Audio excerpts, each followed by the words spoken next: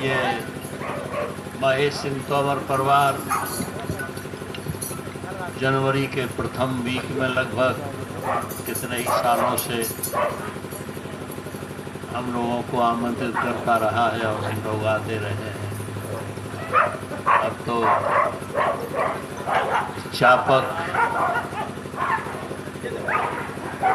चापक और मुरैना मध्य प्रदेश को हमारे इंडिया के सभी परिवारों में कैलेंडर के द्वारा जान लिया जाता है।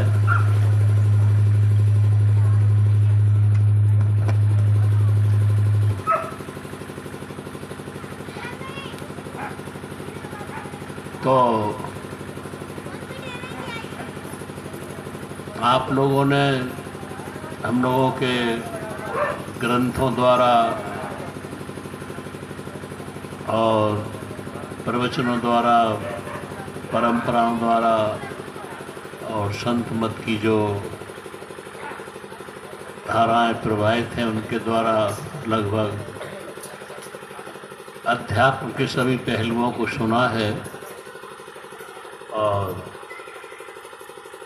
ऐसी कोई नई बात मैं नहीं सुना रहा हूँ। हिंदुस्तान में नहीं, पूरी दुनिया में, समूचे देश में जब भी कोई महापुरुष किसी भी शरीर में, किसी भी समय में और किसी भी देश में, क्षेत्र में प्रकट होते हैं, तभी वो अपने जीवन की साधना के अनुभव हम लोगों को अपने शब्दों से, अपने साहित्यों से, अपने अनुकरणों से हमें बताते रहते हैं। और इस मनुष्य जीवन की जीने की शुभ दिशा संतों के अलावा कोई नहीं जानता। केवल संत ही इस दिग्भ्रमित समाज के और समय के दिशाबोध होते हैं। देखिए, जिंदगी में मनुष्य को किसी महापुरुष सतगुरु की शरण में जरूर जाना चाहिए। बिना सतगुरु की शरण में जाए ना तो परमात्मा की प्राप्ति की दिशा मिलती है, ना अध्यात्म की शुभ दिशा मिलती है, न लोक और परलोक की शुभ दिशा मिलती है, न जीवन के भविष्य को सुखांत बनाने की दिशा मिलती है। कबीर मंशूर में आया है कि एक पुरुष, एक महिला गाय के मांस को शराब में पकाकर और सूअर के खून से रंगे हुए कपड़े से ढककर ले जा रही थी। कितनी अपवित्र, अशोभनीय बात थी। गाय के मांस को पकाकर, शराब में पकाकर और एक सूअर के मांस से, खून से रंगे हुए कपड़े से ढककर उसे ले जा रही थी।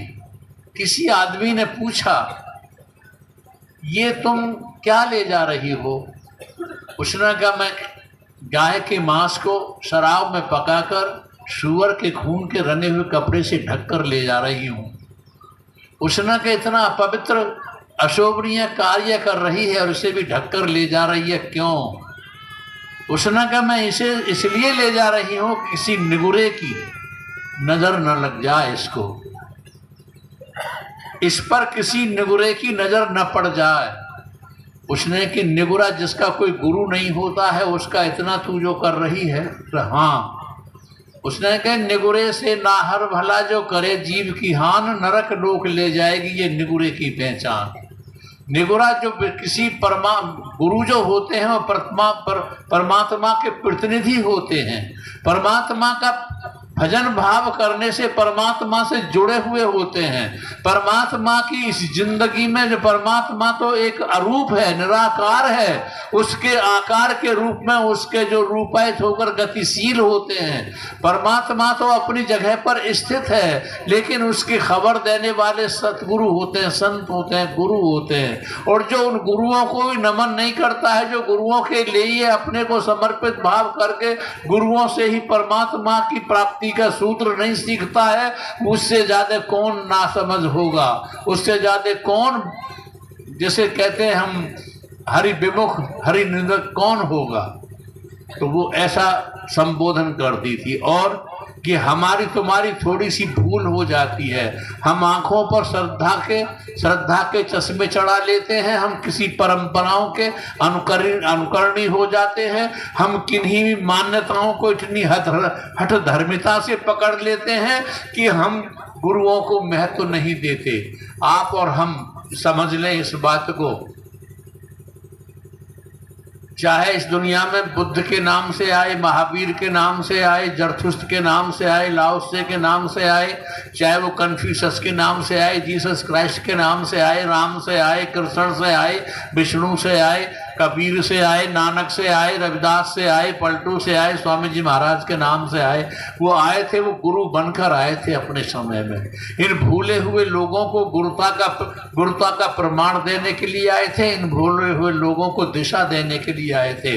रामकृष्ण अपने जमाने के गुरु थे, अपने जमाने के प्रेमियों से लग करके उनको दिशा बोध दी थी। और हम उन अनुकरणों पर लग जाते हैं। एक कहानी से बाद में शुरू करूंगा बात, एक छोटी सी मुझे घटना याद आई। एक आदमी टोपियों का व्यापार किया करता था, टोपियां बनाता था, बेचने के लिए अपने क्षेत्र से दूसरे क्षेत्र में जाया करता था। एक बार ऐसा हुआ, अरे यार तुम खाना बना रहे हो या दूसरों के खाने को बेकार कर रहे हो, अरे शरीर की खुराक का खाना बना रहे हो, ये आत्मा की खुराक का खाना होता है। सत्संग में आत्मा की खुराक मिलती है।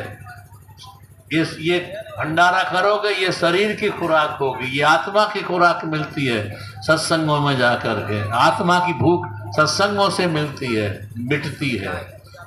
शरीर की भूख मिट जाना तो ये पशुओं की और पक्षियों की और वृक्षों की योनियों में भी मिट जाती है, लेकिन आत्मा की भूख बिना सत्संग के, बिना भजन के नहीं मिटती कभी भी। तुम आत्मा की भूख मिटाने के लिए यहाँ आते हो, और आत्मा की भूख केवल परमात्मा के नाम से मिटा करती है, दुनिया के अन्य साधनों से नहीं मिटा करती। कितने ही ऊंचे मकान बना लो, कितने ही ऊंचे उसमें साधन जुटा लो, कितनी अच्छी भव्य स्थिति में जिंदगी जी लो, लेकिन परमात्मा का भजन नहीं होता तो तुमको सेटिस्फैक्शन ऑफ स्पिरिट नहीं होता। खैर आइए, टोपियों का व्यापार करता था, और एक बार ऐसा संयोग हुआ, अपने थैलों में टोपियां भर के जा रहा था, लंबा सफर था। रास्ते में एक नदी थी, और नदी के किनारे पर एक बहुत बड़ा पीपल का पेड़ था, वहाँ कुआं भी था, और लोग विश्राम करते थे। लेकिन जहाँ पीपल का पेड़ था, कुआं था, नदी थी, वहाँ बंदर भी रहा करते थे। जब उस पेड़ पर बंदर रहा करते थे, उस टोपियों के व्यापारी को थकान महसूस हुई, पेड़ की ठंड में बैठा, और बैठते बैठते उसे आलस्य सा आया और वो सो गया। सोने में जब बंदरों ने देखा कि ये आदमी सो गया है, उतर करके उसने थैलों को देखा तो उसमें टोपियां थी। क्योंकि वो टोपियों का व्यापार किया करता था, इसलिए टोपी जरूर पहना करता था। पान की दुकान करता, पान जरूर खाना शुरू कर देता, वो दूसरों के प्रसार के लिए, तो टोपी पहना हुआ था। बंदरों ने उस बैग में से टोपी निकाली, और जैसे वो पहना हुआ था ऐसे ही सब ने टोपी पहन करके सरदार बन गए सब, और टोपियों को सब थैला खाली कर दिया, और सब बंदर जितने भी थे वो आए और एक एक करके सबने टोपी ओढ़ कर बैठ गए वहां। जब वो टोपियों का विक्रेता व्यापारी जागा, आंखें खुली, उसने अपने थैले को खाली देखा, कि तो मेरी तो टोपियां सारी गायब है। ऊपर को जो नजर उठाई सारे बंदर सरदार बने बैठे थे टोपी पहनकर। सोचा कैसे करूं, टोपियां कैसे वापस लूं, मेरा तो सारा व्यापार ठप कर दिया। आज इन्होंने जो भी आमदनी की बात थी सब खत्म कर दी। तो उसने अपने भीतर से विचार किया, भीतर से विचार करके ऐसे चीखा, वो थोड़ा सा बुरी आवाज लगाई उसने। चीखा, चीखने के बाद ऐसे खुजलाया अपने सर को, और खुजलाने के बाद अपनी टोपी को सर से उतार के नीचे फेंक दिया। जब टोपी को नीचे उतार कर फेंक दिया उसने, तो बंदर देख रहे थे उसकी हरकत को। बंदरों ने कहा, अरे ये तो जो हमने पहन रखा है ये तो कोई बला है। जब इस आदमी को ये चीख रहा है, खुजलाहट कर रहा है बुरे तरीके से, तो ये ऐसा न हो कि इसकी खुजलाहट और इसकी बीमारी हमको भी आ जाए। तो उन सब बंदरों ने भी टोपी उतार के, जैसे उस व्यापारी ने अपनी टोपी उतार के फेंकी सर से, ऐसे उन बंदरों ने सारी की सारी टोपियां उतार के अपने सिर पे से फेंक दी। जब उतार के फेंक दी तो वह आदमी विक्रेता धीरे धीरे उठा और अपनी टोपियों को उसने समेटा, और समेट करके मतलब ये कि बैग में रखा, चलता बना। सोचा कि अच्छा हुआ बंदरों से बच गया, वरना सारा मुनाफा पूरी साल का ख़त्म कर देते ये लोग। चल दिया। वो टोपियों का विक्रेता जो था दिन भर काम करता था, शाम को घर वापस आता था, और वापस आने के बाद में अपना जो कुछ भी घटना घटित होती थी पूरे दिन में उनको जो अपनी डायरी में नोट करता था, डायरी मेंटेन करता था। वो आदमी डायरी में नोट करता था। तो डायरी में उसने लिखा आदमी ने कि आज सुबह में जब जा रहा था दूसरे क्षेत्र के लिए टोपियों को बेचने के लिए, रास्ते में मैं उस नदी के किनारे कुएं के पास पीपल के वृक्ष के नीचे लेट गया, और लेटने में मेरी सारी टोपियों को बंदर उठा करके अपने सिरों पर ओढ़ कर ले गए, और मेरे को एक युक्ति सूझी और युक्ति से मैंने चांद को खुजलाया, और इस प्रकार की एक्टिविटी हमने किया जैसे कोई दुखांत हो रही हो घटना। और मैंने टोपियों को जो फेंका तो सारे बंदरों ने भी अपनी टोपियों को उतार कर फेंक दिया, और वो मैं उन टोपियों को समेट कर अपना आगे बढ़ गया, दुकान पर चला गया। ये उसने अपनी डायरी में मेंटेन कर लिया।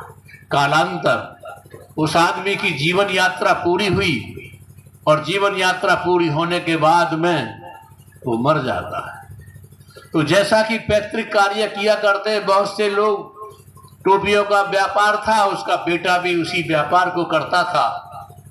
जब व्यापार को करता था बेटा भी करने लगा, वो मर गया आदमी, तो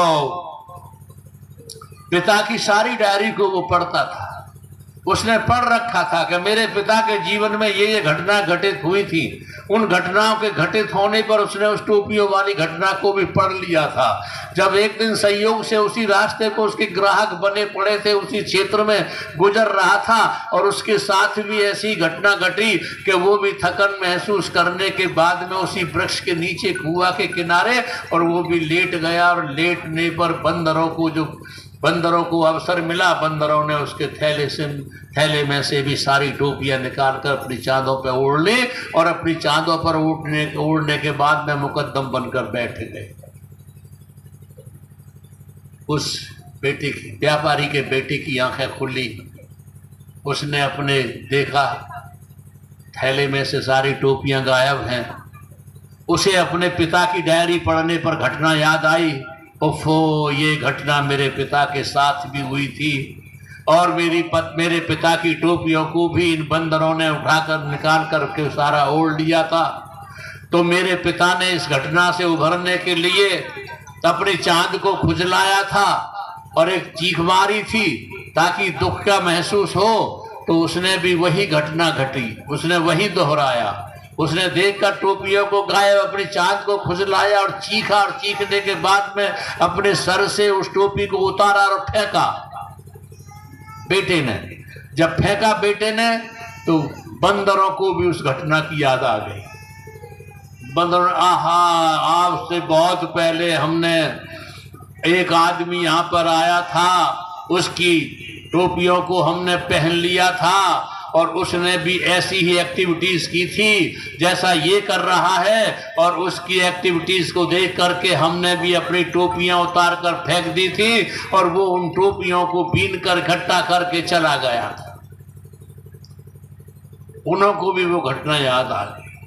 जब उनको भी ये घटना याद आ गई तो बंदरों ने उसकी एक्टिविटीज करने के बाद टोपियों को नहीं फेंका, टोपियों को पहन करके और ऊंचे चढ़ गए ताकि इसकी पहुंच से परे हो जाएं हम, टोपियां हमारे सरों पर सुरक्षित रहें। इस प्रकार ऊंचाई पर और पहुंच गए और बेटे ने अपनी जो टोपी को फेंका था उतार करके बस एक जवान बंदर घूम फिर कर इधर उधर से उसको धोखा दे करके उसकी उस टोपी को भी उठा करके अपने ले गया। बैठो बच्चा, बैठ जगह तुम सर। टोपी को भी उठा करके उसकी निजी टोपी को भी उठा करके बंदर लेकर और ऊंचाई पर चढ़ गया। अब ये जो लिखा है, किसी ने के आए थे व्यापार करन को घरों की जमा कमाई। अब आया था बेचारा व्यापार करने के लिए और पिता के अनुकरण से उस टोपियों को भी इकट्ठा करना चाहता था, लेकिन खुद की टोपी को भी बंदर उठा कर ले गई। ये मैं कोई कहानी आपको जोक्स के लिए नहीं सुना रहा हूं। इस कहानी के माध्यम से मैं तुमको इस जगह पर आंखें उठानी चाहता हूं कि जिन क्रियाओं से, जिन कर्म कांडों से, जिन साधनाओं से, जिन उपासनाओं से और जिस जिंदगी की बहुत सी पहलुओं से तुम्हारे हमारे बुजुर्ग कामयाब हो चुके थे, तुम्हारे हमारे बुजुर्ग मुक्ति प्राप्त कर चुके थे, तुम्हारे हमारे बुजुर्ग जिन घटनाओं, उपासनाओं से, साधनाओं से, क्रियाओं से अपने मुक्ति प्राप्त करने के उसमें जीवन को महत्वपूर्ण लाभ उठा चुके थे, जरूरी नहीं है कि उनका अनुकरण आज हमारे लिए कामयाब हो। जरूरी नहीं है कि जिन घटनाओं से वह गुजर चुके थे वो घटनाएं उन घटनाओं से हम भी गुजर जाएं। न पहली सी गंगा का वो रहा है, न हिमालय रहा है, न पहले से तुम्हारे मन रहे हैं, न तुम्हारी बुद्धि रही है, न तुम्हारे आचरण रहे हैं, न तुम्हारा खाना रहा है, न तुम्हारा पीना रहा है। तुम बहुत कुछ देखते हो। आज से 100 साल पहला आदमी इतना श्रद्धा से भरा हुआ करता था, इतना आस्था से भरा हुआ करता था कि परमात्मा के नाम के लिए विशेष समय दिया करता था।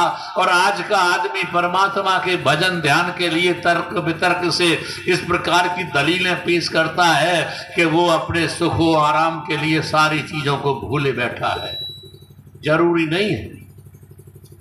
जो हमारे बुजुर्ग हुआ करते थे श्रद्धावान, आस्थावान, या परमात्मा के प्रति जो उनकी जो कुछ भी प्रेम उमंग थी वो हमारे अंदर आज नहीं रह गई है। हम तो बहुत कुछ थोता जीवन जी रहे हैं। और थोता जीवन जीने के बाद रामचंद्र जी आए, कृष्ण जी आए, विष्णु शिव आए, यहाँ पर कबीर नानक आए, बुद्ध महावीर आए। आज हम उनकी प्रतिमाओं को बनाकर, उनकी चित्रों को बनाकर, उनकी मूर्तियों को बना करके हम उनकी साधना और उपासना से परमात्मा की प्राप्ति का सारा कर्म कांड और क्रिया करते हैं। यहाँ एक थोड़ा सा बहुत जरूरी थोड़ा ध्यान देना इस बात को। मैं आपसे बहुत उसमें स्पष्ट रूप से कह रहा हूं, इसलिए कह रहा हूं कि हमारे और तुम्हारे लिए जीवन के लिए जो जरूरी है उसे आप जरूर करें। अर्जुन को गीता कृष्ण ने अपने मुखार बिंद से सुनाई थी। कुरुक्षेत्र जगह है हमारा हरियाणा में आज भी। गीता के महावाक्यों को कृष्ण ने अपने मुखार बिंद से अर्जुन को सुनाया था। गीता कहते हैं गीत। गीत का मतलब है काव्य। जो हमारे जितने धर्म ग्रंथ पहले लिखे हुए हैं, चाहे वो वेद हैं, चाहे वो हमारी शास्त्र हैं, चाहे स्मृतियां हैं, चाहे उपनिषद हैं, चाहे आरण्यक हैं, चाहे मतलब स्मृतियां हैं, कोई भी है, महाभारत है, रामायण, सब संस्कृत में लिखे हुए थे, सब काव्य रूप में लिखे हुए थे। उसको अर्जुन के कानों ने सुना और अर्जुन की आंखों ने कृष्ण जी के स्वरूप को निहारा।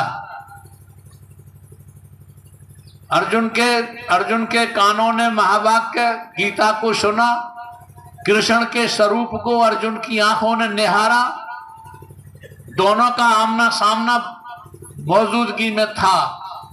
उसके बाद कालांतर कृष्ण जी लुप्त हो गए। सब हम तुम पढ़ते हैं बधिक के तीर से। अर्जुन भी हिमालय में गल गए, लुप्त हो गए। दोनों के लुप्त हो जाने के बाद अर्जुन ने जो कानों से सुना था गीता, कान भी लुप्त हो गए शरीर के साथ। अर्जुन ने जिन आंखों से, अर्जुन की आंखों ने जिन आंखों ने कृष्ण को निहारा था, वो आंख भी लुप्त हो गई कालांतर समय के साथ। अर्जुन की आंखों का देखा हुआ कृष्ण, अर्जुन के कानों का सुना हुआ कृष्ण का महावाक्य गीता, वो लुप्त हो गए कालांतर। और लुप्त हो जाने के बाद आज हजारों हजारों साल बाद हम और तुम इस दुनिया में हैं। कृष्ण के लुप्त हो जाने के बाद, अर्जुन के लुप्त हो जाने के बाद हजारों हजारों साल बाद आज हम तुम इस दुनिया में मौजूद हैं। कृष्ण अर्जुन के जीवन के साथ हमारा जीवन नहीं था और अर्जुन की मरण के साथ, मृत्यु के साथ हमारी मृत्यु नहीं थी। अर्जुन की आंखों का देखा हुआ कृष्ण हमारी आंखों का देखा हुआ कृष्ण नहीं था और अर्जुन के कानों का सुना हुआ महाकाव्य गीता हमारे कानों का सुना हुआ गीता नहीं था। और कोई भी भगवान जब इस दुनिया में आता है, बुद्ध ने एक जगह महावाक्य लिखा है कि अरूप ही रूपायित होकर क्रियाशील होता है। अरूप, जिसका कोई रूप नहीं है, वही रूप धारण करके संसार में क्रियाशील होता है। और जब वो पूर्णता को प्राप्त हो जाता है तो वो स्वरूप ही अरूप में स्थित हो जाता है। कृष्ण जी इस दुनिया में आए, राम जी इस दुनिया में आए, शिव जी इस दुनिया में आए। शरीर से उन्होंने अपने समय के शिष्यों को, अनुयायियों को, अपने प्रेमियों को उनका उद्धार किया, उनको उपदेश न दी। उपदेश न देकर वो अरूप में स्थित हो गए और स्थित में हो जाने के बाद क्या वो भगवान कभी मर जाता है? कभी नहीं मरता है। राम कृष्ण शिव आदि कभी नहीं मरे हैं, बस वो लुप्त हो जाते हैं और जो अपने प्रेमी होते हैं उनके भीतर ही स्थित हो जाते हैं। अब तुम आज के अर्जुन हो, आज का कृष्ण तुम्हारे भीतर लुप्त है, बैठा है। तुम आज के हनुमान हो, आज का राम तुम्हारे भीतर बैठा है, शरीरों से आया था, अशरीर होकर के लुप्त होकर तुम्हारे भीतर विराजमान है, बैठा हुआ है। तुम आज के हनुमान हो, आज के अर्जुन हो, आज के तुम मीरा हो, आज के तुम भक्त हो, आज के कबीर की तुम आज धर्मदास हो, बुद्ध के आज के आनंद हो, आज के तुम स्वामी विवेकानंद हो, स्वामी रामकृष्ण परमहंस के। तो आज के तुम अर्जुन हो।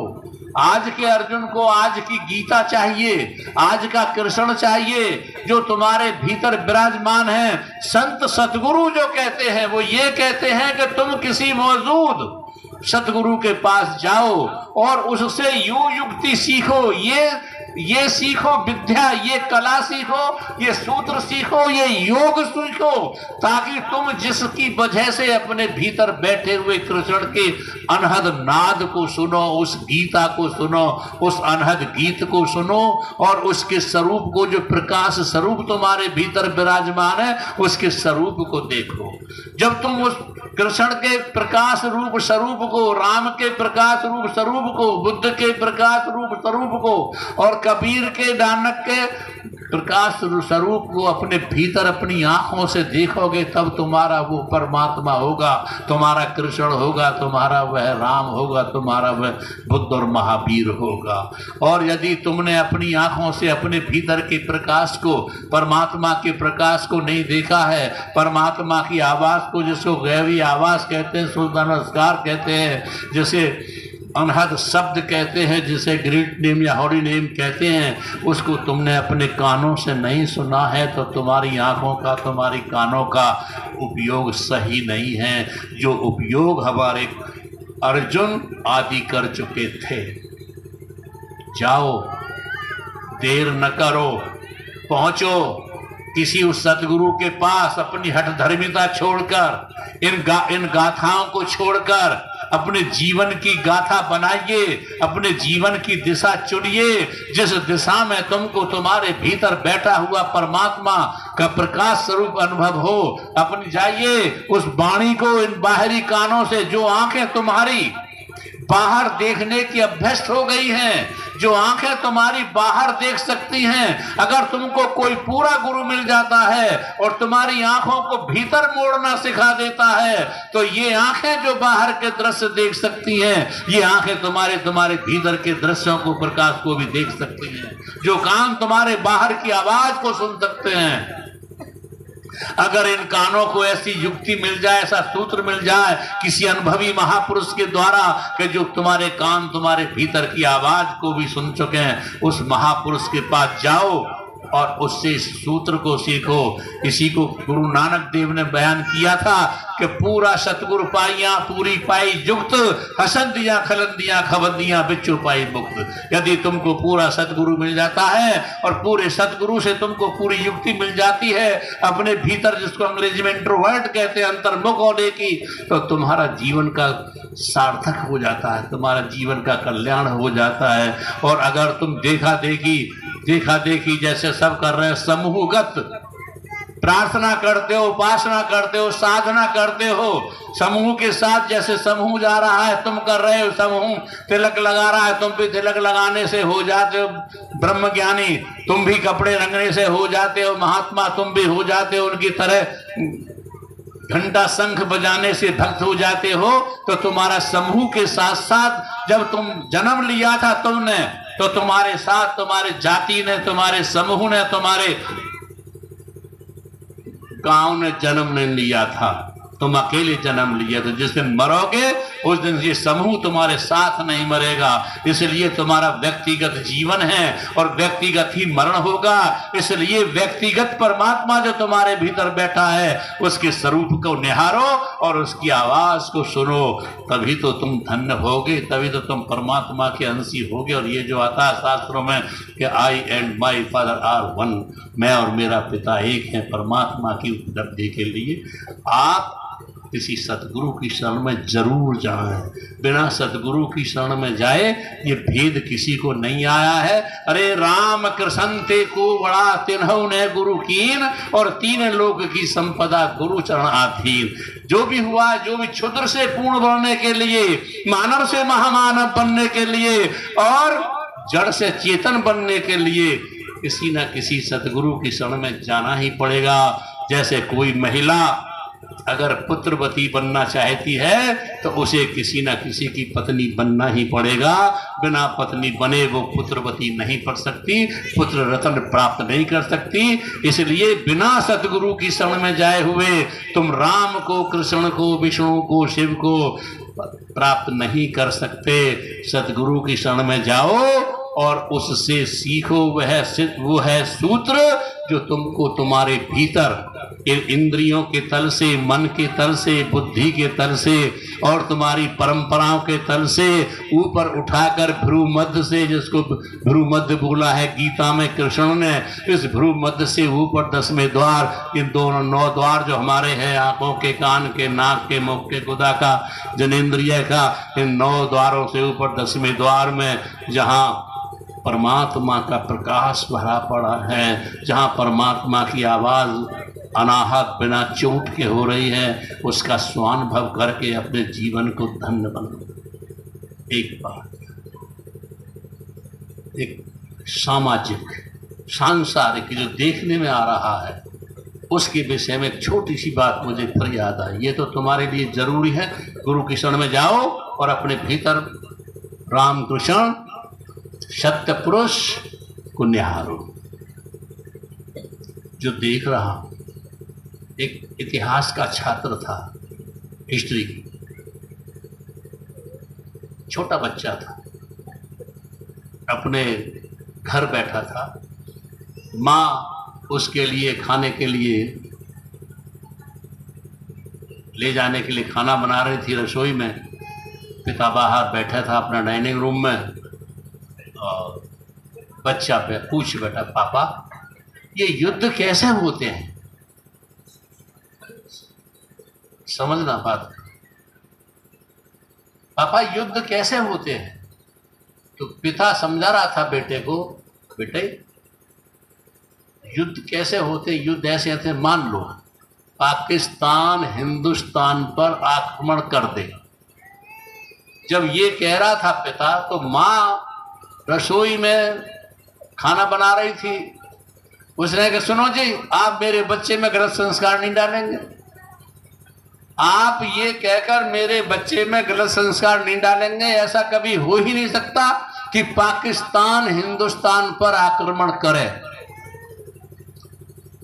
पति ने कहा मैम साहब, मैं ये नहीं कह रहा हूं कि पाकिस्तान ने आक्रमण कर ही दिया है, मैं तो एग्जाम्पल प्रमाण दे रहा हूं, उदाहरण दे रहा हूं कि मान लिया जाए पाकिस्तान हिंदुस्तान पर आक्रमण कर दे। तो उसने पत्नी ने कहा कि देखिए साहब, फिर मेरे बच्चे में आप संस्कार कर डाले, ऐसा कभी हो ही नहीं सकता।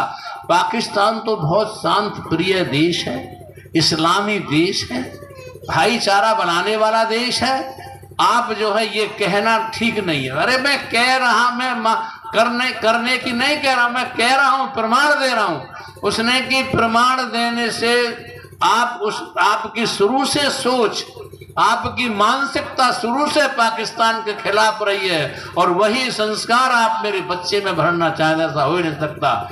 उसने कि भाई मैं तो ये कह रहा हूं कि मान लो कि मान ही क्यों लिया जाए।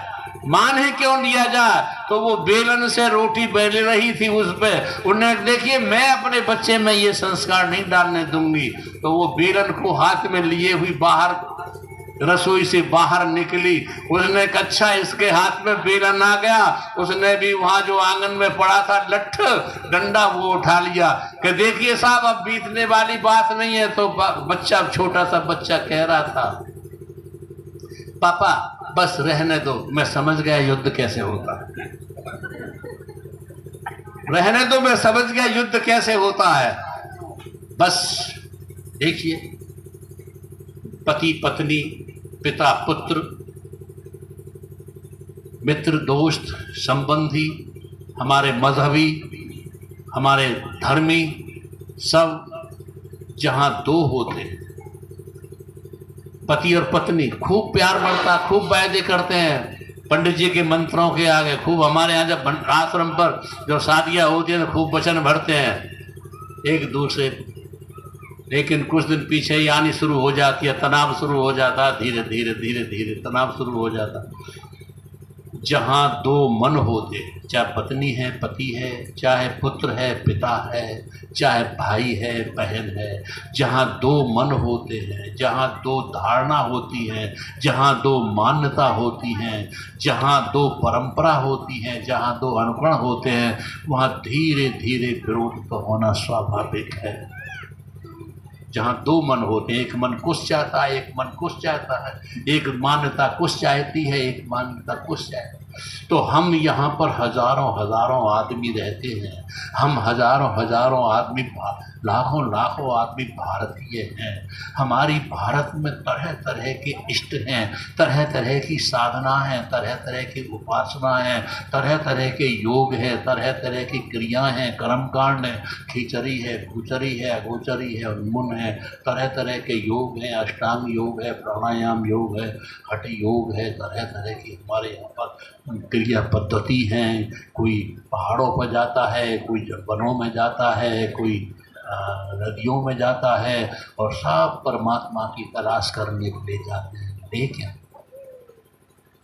ये ध्यान देना मेरी बातों को, मैं तोमर परिवार में आया हूँ, कुछ बातें याद रखना है, हर मोड़ पे याद आएंगी तुम्हें बातें। अगर तुम परमात्मा के सच्चे जिज्ञासु होगे, अगर परमात्मा से प्रेम करने वाले होगे, अगर परमात्मा का साक्षात्कार करने वाले होगे, तो तुमको मेरे इन शब्दों की याद जरूर आएगी। देखिए, जब हम पहली क्लास अपने बच्चे को दाखिला देने के लिए जाते हैं स्कूल में, पहली क्लास में, तो वहाँ मास्टरों की जो किताब लिखते हैं मास्टर बच्चों को पढ़ाने के लिए, ए पे अमरूद, आ पे आम, छोटी फैमिली, बड़ी बही, ऊपर अक्षर बना देते हैं, नीचे तस्वीर बना देते हैं, अमरूद, आम, इमली, ईख, ऊन, ऊंट, ये बना देते हैं। और जब वो बच्चा इन अक्षरों को लिखना पढ़ना सीख जाता है तस्वीरों के माध्यम से, चित्रों के माध्यम से, मूर्तियों के माध्यम से, और अगली कक्षा में पहुंच जाता, कक्षा 2 में पहुंच जाता है, तो कक्षा 2 के कोर्स में जो किताबें लिखते हैं विद्वान लोग, उनमें अमरूद, आम, इमली, ईख, ऊंट सब पीछे छोड़ दिए जाते हैं, खालिस अक्षर रह जाते हैं, ए, आ, ई, ऊ। तुम पहली क्लास के छात्र हो, अपने माता पिताओं के यहाँ जो भी पूजा, तुम मुसलमान घर में पैदा हो जाते हो तो तुमको वहाँ महराब मिलती है, कुरान शरीफ मिलती है, और अल्लाह अल्लाह कहना तुमको मिलता है। तुम्हारा पहनावा भी वहाँ अलग तरह का बना दिया जाता है। जब तुम ईसाई घर में जन्म ले लेते हो तो तुमको ईसाई तोता बना दिया जाता है, और तुम्हारे घर में क्रूस लटका हुआ होता है, बाइबल रखी हुई होती है, उसमें जय मसीह की करते हैं। और जब तुम हिंदू घर में जन्म ले देते हो तो वहाँ तुमको राम की, कृष्ण की, शिव की, विष्णु की, सबके तस्वीर चित्र मिलते हैं, गीता मिलती है, रामायण मिलती है, तुमको वेद मिलते हैं, शास्त्र मिलते हैं। जहाँ भी तुम देखते हो जिसमें पालन केंद्र तुम्हारा होता बन जाता है। संत सतगुरु कहते हैं कि ये पहली क्लास की तुम्हारी पढ़ाइयाँ हैं, जहां तुम जन्म लेते हो ये पहली क्लास की पढ़ाइयाँ हैं। जरा तुम पहली क्लास, ये तो तुम्हारी जन्मगत है, जन्म से ही तुम सीख लेते हो, पहली क्लास की पढ़ाई है। अब जरा दूसरी क्लास में जाओ और सतगुरु, मौजूदा सतगुरु को प्राप्त करके और अपनी पढ़ाई अक्षर से नियक्षर की ओर चलो। स्वामी जी महाराज ने सार वचन में राजस्वामी दयाल ने लिखा, क्षर अक्षर निय अक्षर पारा, करे बिनती स्वामी दास तुम्हारा। तुम इन अक्षर और नियक्षर के पार की आरती प्रार्थना कर ली, सतगुरु से सीख जाओ, और ये छोटी क्लास, पहली क्लास से अगली क्लास में बढ़ो, और जब अगली क्लास में बढ़ोगे तो ये तस्वीरें छूट जाएंगी। एक कहानी याद आई, कह देता हूं। एक आधुनिक विद्यालय चल खुला, आजकल विद्यालय खुलते ही हैं पढ़ाने के लिए, तो वहां बच्चे को पढ़ाने के लिए, प्रैक्टिकल पढ़ाने के लिए टेबल पर वो रख दी जाती थी। टेबल पर जैसे ऐप सिखा रहा है अध्यापक छात्र को, तो ऐप अमरूद रख देते थे मेज पर, आम रख देते थे, इमली रख देते थे, ईख रख देते थे, ऊन रख देते थे, ताकि बच्चा उनको देख करके सीख जाए। एक दिन आया बच्चा अपने माँ बाप के घर को, तो एक औरत को संग ले आया, औरत को संग ले आया। पिता ने कहा, अरे बेटे ये तुम्हारी शिक्षिका है क्या, मैडम है क्या जो पढ़ाती हैं? उन्हें नहीं पापा, आज जब हमको विद्यालय में पढ़ाया जा रहा था तो मैंने सब अक्षरों के नीचे के वो उठा लिया, मैंने अमरूद भी उठा लिया, ए पे अमरूद भी उठा लिया, आम उठा लिया, इमली उठा ली, ईख उठा ली, ऊन उठा लिया, सब उठा लिया, ऐनक उठा ली, मैं ए पे ऐनक उठा ली, ऊ पे जो बन रही है कि मैंने औरत उठा ली, ऊ पे औरत उठा ली और ले आया मैं घर को। उन्हें कि फिर कि अब अगले दिन जो जाऊंगा तो इनसे आगे की पढ़ाई पढ़ूंगा मैं। तो मूर्ति से अमूर्ति की ओर, ये मूर्ति से तो शरीर से संसार में आए थे हमारे महापुरुष, शरीर से शरीर की ओर जाओ, मूर्ति से अमूर्ति की ओर, रूप से रूपायन की ओर, शब्द से शब्दातीत की ओर, अक्षर से नियक्षर की ओर। पढ़ो, और ये पढ़ाई इसके बाद सतगुरु के कोई नहीं सिखाएगा, और सतगुरु के शरण में जाकर अपने जीवन का कल्याण करो। मैं लंबी बात नहीं करूंगा।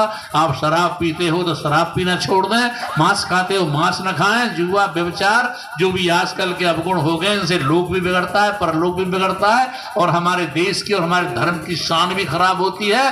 तो आप इन चीजों को, जब एक पेड़ पर एक टहनी सूख जाती है, सारे पेड़ को कपकपा देती है। अगर भारत का नागरिक, भारतीय संविधान, भारतीय देश का व्यक्ति, एक व्यक्ति शराब पीता है, एक व्यक्ति मांस खाता है, एक व्यक्ति जुआ खेलता है, एक व्यक्ति बर्बाद हो जाता है, तो वो हमारे सारे भारत को, हमारे सारे धर्म को दूषित कर देता है। तो आप इन शराब, मांस, जुआ आदि से बचकर किसी अपने आप भक्ति भजन करने न लग जा। पढ़ा पढ़ी, देखा देखी, अरे लिखा लिखी की है नहीं, देखा देखी बात, और दुल्हा दुल्हन मिल गई फीकी पड़ी बारात। देखा देखी अपनी आंखों से देखो, अपने कानों से सुनो अपने परमात्मा को। परमात्मा तुमसे कहीं दूर नहीं है, परमात्मा तुमसे कहीं मर नहीं गया है बस। लेकिन ये भेद सतगुरु से सीखना पड़ेगा, किताबों से नहीं मिलेगा। और आपने मेरी बात को बड़ी शांति और प्यार से सुना, इसके लिए मैं आपका बहुत बहुत आभारी हूँ। अंत में आपके अंदर बैठे उसी कुल मालिक को राधा स्वामी अपने स्वामी